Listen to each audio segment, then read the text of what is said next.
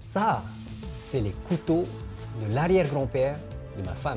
Le père de ma femme l'a reçu lui-même de son père et son père avant lui.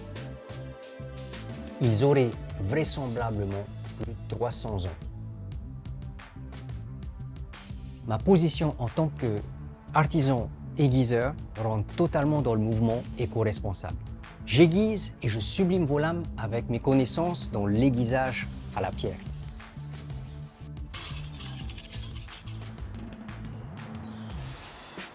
Tu te poses sûrement la même question que la plupart que je rencontre.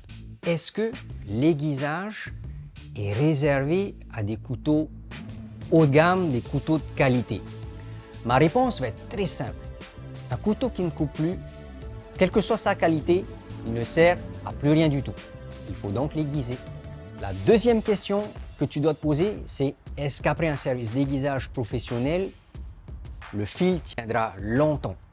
Le tranchant tiendra aussi longtemps qu'à l'achat en sortie de magasin, voire plus longtemps. Pourquoi? Tout simple, parce que mon service d'aiguisage est bien plus supérieur que l'aiguisage industriel. Beaucoup de menuisiers le savent. Ils achètent un fer de rabot neuf chez Stanley, mais il faut l'aiguiser avant avec un professionnel. Je te laisse essayer. La seule et vraie question, c'est est-ce que tu connais suffisamment tes lames pour savoir comment les entretenir au mieux? Ma lame, en fait, est-elle une lame souple avec 54 HRC ou plutôt un super style avec un acier qui a une dureté Rockwell supérieure à 58 HRC? Et attention, il ne faut pas faire d'amalgame. Les aciers souples, les couteaux avec des aciers souples ne sont pas réservés qu'à la grande consommation, à la petite supérette du coin. Certaines grandes marques comme Buck aux États-Unis fabriquent des couteaux de chasse, des couteaux de cuisine, des couteaux pliants, vraiment géniaux, parce que c'est le tip-top quand même chez Buck. Et Buck ont souvent des couteaux avec une dureté HRC de 54. Ils en ont plusieurs, mais j'ai remarqué que la plupart des Buck sont en 54 HRC. Et à mon avis, c'est pas des couteaux de mauvaise qualité, c'est simplement un concept. L'idée de donner un couteau au consommateur final pour qu'il puisse aiguiser facilement à la maison. 54 HRC, c'est faisable. Bien sûr, aiguiser à la maison avec un minimum de technique. Revenons plus à toi.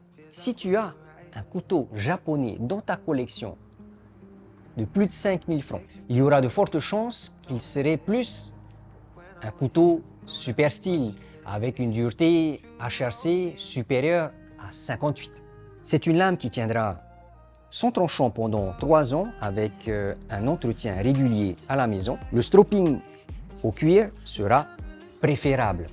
Les lames de ce type, les super styles, peuvent être super dures et donc des fois cassantes. Surtout quand on a des couteaux de la marque Kai qui sont profilés très fins. Ou range-le à part ou sur une barre aimantée. Tout simplement pour éviter un impact du tranchant sur une fourchette, une cuillère ou un autre couteau. Si tu as acheté un couteau au supermarché, il y a de fortes chances qu'il soit simplement un acier souple à 54 HRC. C'est une lame qui tiendra son tranchant à peu près 8 mois avec un bon entretien à la maison. Un passage au fusil sera nécessaire à chaque fois avec un angle correct avant de cuisiner sur ce type de couteau. L'idée du fusil, ce n'est pas d'enlever de la matière, mais de redresser l'apex. Puisque le couteau est souple, son tranchant peut vriller à gauche ou à droite. Donc, si tu as une tomate et que tu veux couper et que l'apex est de travers, il coupera toujours moins. On considère que le couteau est émoussé.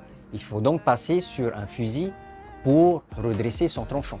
Et je rappelle bien, c'est pour les couteaux avec un acier de 54 HRC et moins que 58. Il faut surtout éviter de déformer encore plus son apex.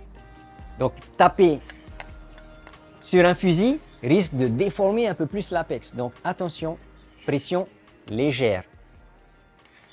J'ai moi-même hérité de ces couteaux du père de ma femme. Mon beau-père m'a dit que je pouvais les restaurer, les réaiguiser, les polir. Mais à mon avis, toutes les imperfections de ces lames sont pour moi l'héritage de ma famille.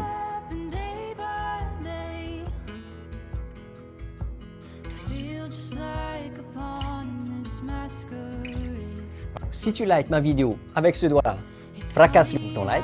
Si tu aimes le contenu de mes vidéos, partage. Et